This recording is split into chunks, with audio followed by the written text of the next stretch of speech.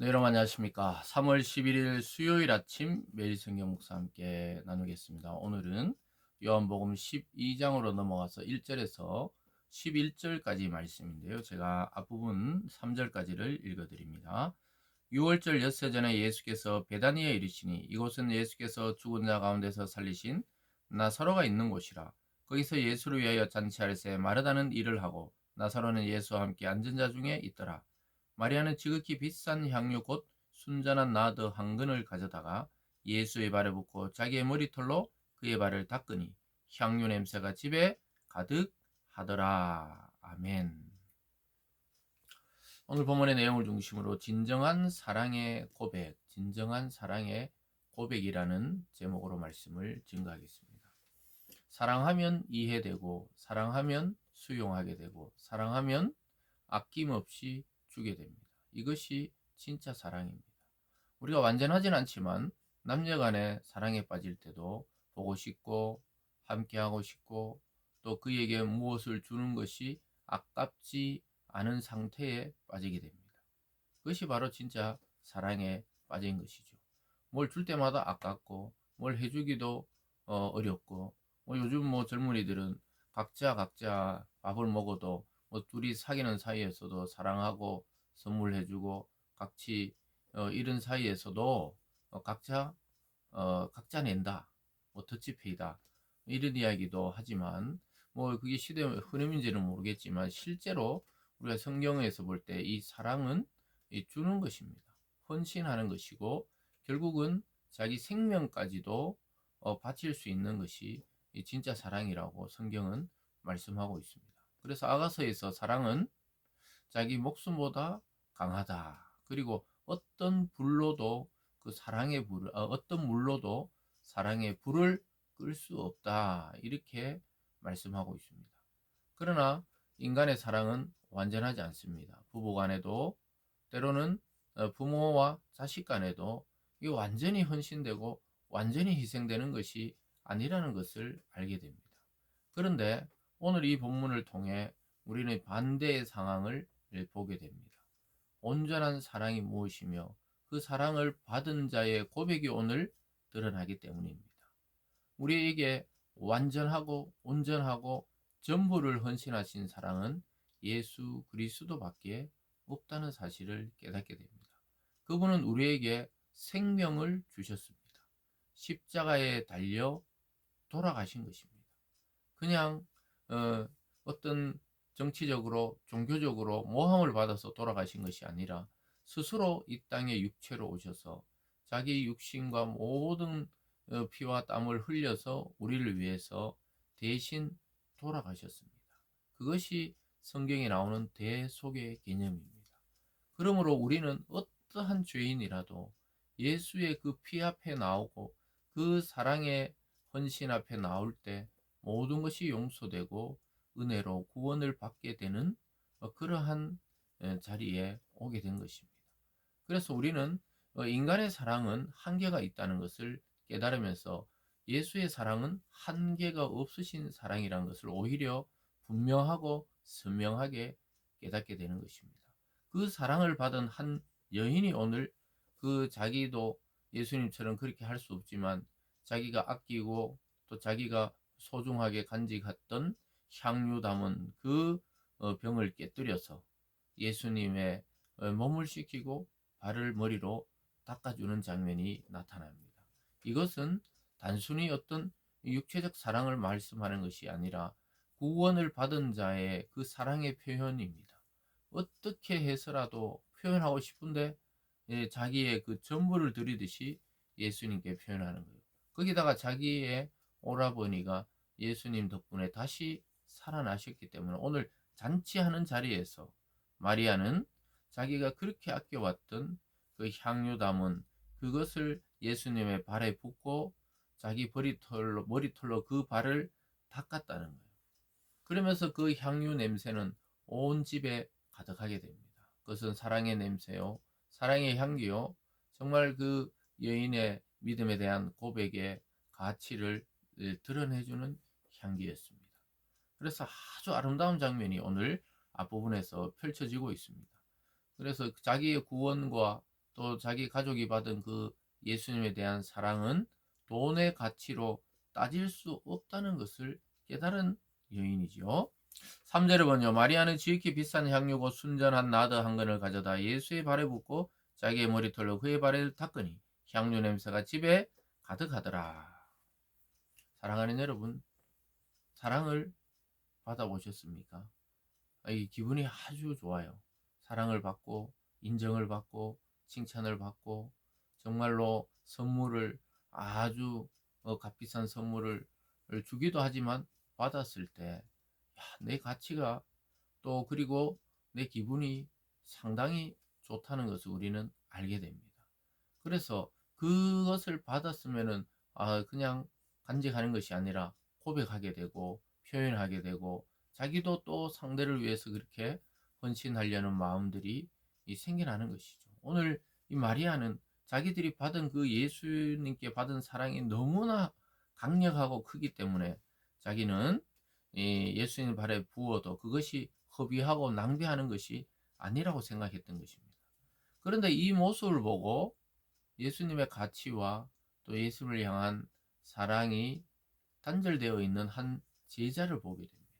아주 놀랍게도 12제자, 예수님이 택하신 12제자 가운데 예수의 가치를 잘 깨닫지 못하고 하나님의 뜻도 잘 모르고 오직 예수님 따라다니면서 자기 유익을 구하고 있었던 한 제자가 있었습니다. 그 제자가 보기에는 낭비도 이런 낭비가 없는 거예요. 소위 말해서 아까워서 죽을라 그래요. 가룟 유다의 모습이죠. 4절입니다.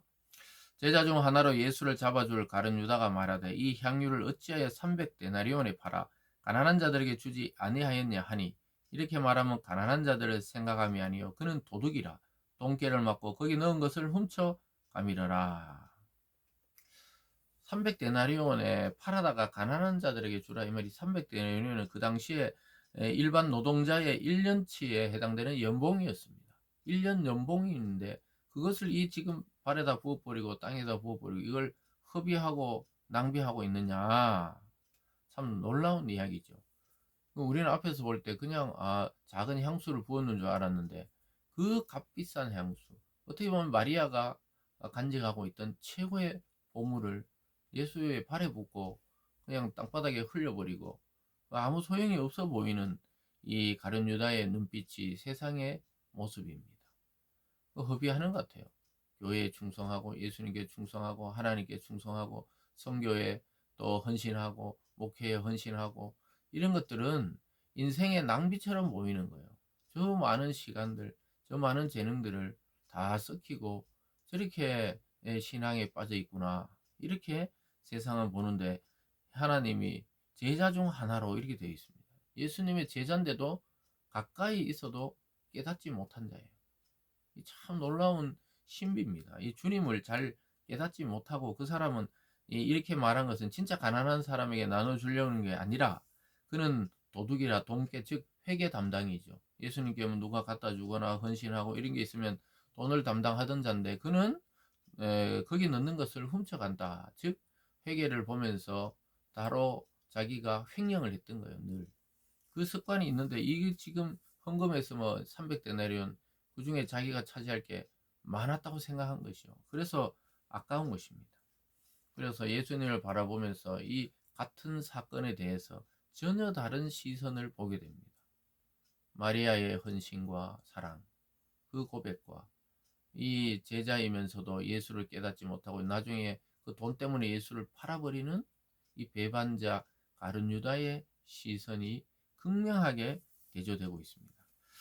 그런 상황에서 예수님이 이 마리아의 행동이 무엇인지를 영적인 의미를 통해 깨닫게 하십니다. 7절입니다. 예수께서 이르시되 그를 가만히 두어 나의 장래할 날을 위하여 그것을 간직하게 하라. 가난한 자들은 항상 너희와 함께 있거니와 나는 항상 있지 아니하리라 하시니라. 예수님께서는 이 마리아가 향유를 자기 발에 바르고 몸에 바르는 것은 내 장래를 준비하는 것이다. 즉 예수는 이미 십자가에 달려 돌아가실 것을 내다보고 있었습니다. 그래서 얼마 가지 않아 자기는 죽게 될 것을 알고 있었습니다. 유대인의 관례에 따라 그 시체의 향유를 바르는 것이죠.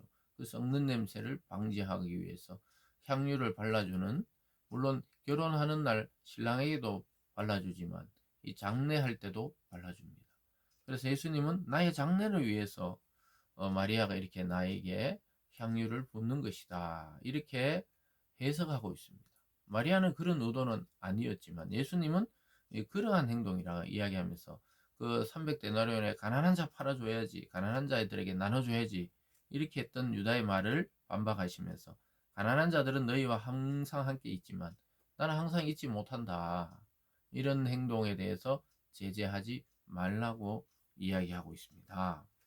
그러면서 9절부터 유대인의 큰 무리가 예수께서 여기 계신 줄 알고 오니 이는 예수만 보기 위함이 아니요 죽은 자 가운데 살아나 살리신 나사로도 보려 함이라. 대제사장들이 나사로까지 죽이려 모이하니 나사로 때문에 많은 유대인이 가서 예수를 믿음이라라. 예수에 대한 시선이 마리아에서, 다른 유다에서 이제 대제사장과 그 유대인에게로 시선이 가는데 그를 죽이려고 하는 거예요. 아직 가룟 유다는 실행은 안 했지만 팔자였고, 그 대제사장은 나사로까지 죽이고 예수도 죽이려고. 왜냐? 수많은 사람이 나사로 살아난 것 때문에 예수님을 믿고 있었기 때문입니다. 자기들에게 대한 충성이 예수님에 대한 믿음으로 싹 몰려가니까 그들은 이 사탄의 충동을 받았지만 자기 기득권을 위해 예수 한 사람 죽여서 우리가 다 평안한 게 낫다, 이렇게 이미 결의한 상태였기 때문에 예수님을 바라보면서 그들은 죽일 생각밖에 안 하는 거예요. 그래서 사랑하는 여러분, 이 세상에 오늘 세 가지 시선이 있어요. 예수님의 그 사랑에 감격해서 날마다 향유를 붓듯이 헌신하는 그런 예수님의 참 제자와 성도가 있고, 또 교회를 다녀도 늘 비판적이고 늘 이렇게 해야 되고 저렇게 해야 되고 자기 생각대로 말하는 가룟 유다 같은 형이 있고, 또 가룟 유다 유형이 있고, 또 완전히 세상의 시선은 아유 이제 교회는 망했다, 교회 가서 그 무언 시간 낭비하냐, 그리고 예수는 죽어 마땅했지, 또 그를 살린 나사로도 죽여야 되는 게 마땅하다, 이랬던 이 세상의 시선이 공존하는 시대에 우리는 지금 살아가고 있습니다. 그래서 예수님 당시나 또 우리의 믿음의 선조들이 살았을 때나 지금이나 이 시선은 지금 동일합니다. 저와 여러분의 위치, 여러분의 시선은 과연 누구를 향해 있느냐? 오늘 이 마리아의 고백처럼 예수님의 그 진정한 헌신, 진정한 생명을 내어주는 사랑에 우리가 가진 모든 것을 드려도 아깝지 않은 분이라는 사실을 알고 고백하는 오늘 하루가 될 수 있기를 주님의 이름으로 축원합니다. 기도하겠습니다. 사랑의 하나님 아버지, 감사드립니다. 예수 그리스도를 아는 만큼, 그분의 사랑의 깊이를 아는 만큼 우리도 사랑하게 되고 헌신하게 되고 주님을 위해 살아가게 되는 것을 보게 됩니다. 하나님, 우리가 신앙을 가지고 정말 말씀을 듣고 성경을 읽고 또 기도하지만 주님을 너무 모르고 살아갈 때가 많이 있습니다. 하나님 아버지, 우리가 다시 한번 우리 삶의 중심에 예수 그리스도를 모시고 나의 모든 것을 드려도 아깝지 않은 분임을 깨닫게 하여 주셔서 그분을 위한 삶이 되게 하시고 그분을 드러내는 인생이 되게 하여 주시옵소서. 감사드리며 예수님 이름으로 기도드리옵나이다. 아멘.